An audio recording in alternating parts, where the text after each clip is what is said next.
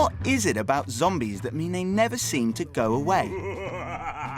If the last few years have taught us anything, it's that we have a thirst for the undead as insatiable as their own lust for flesh. And to honour that, we've come up with our gamers' top 5 of zombie games.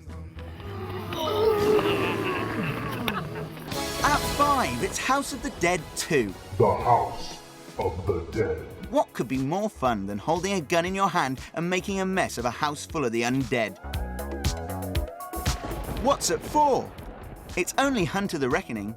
As if killing zombies wasn't enough, what about killing zombie cops, zombie dogs, and mutant zombies?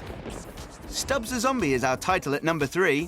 Bored of killing zombies? Why not be a zombie and kill the humans and snack on their brains in this silly third-person romp? Did you think we'd forgotten this title? Resident Evil 2 is our number 2. To date, this is Capcom's most popular survival horror game. Keep an eye out for Resident Evil 5, coming soon to the PS3 and Xbox 360. So what in hell is at number 1? I'm a huge fan of the Resident Evil series, but at the end of the day, yeah, unfortunately for Resi, Dead Rising is far better, in my opinion. It's a pure game if you just want to have a mindless bit of fun where you just kill stuff, come home drunk and do nothing but smash things up. It's perfect for it. Dead Rising is a game which does zombies right. The story of Dead Rising involves freelance photographer Frank West, who's helicoptered into a Colorado town to report on some strange goings-on there.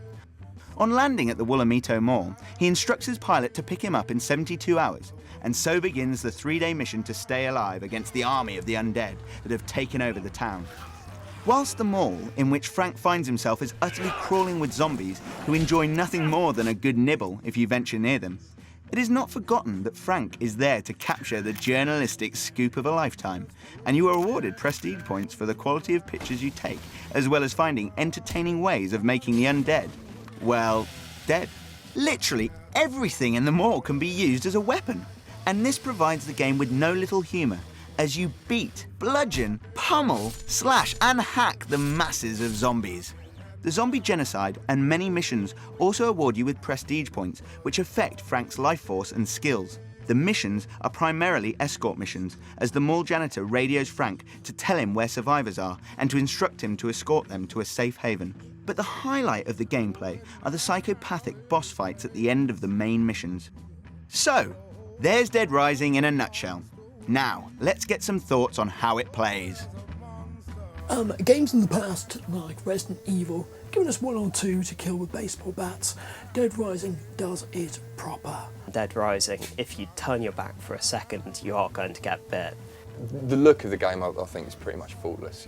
I reckon this is probably the best zombie game on any platform, and it's the reason to buy an Xbox. Easily the best zombie game ever, ever, ever on any platform.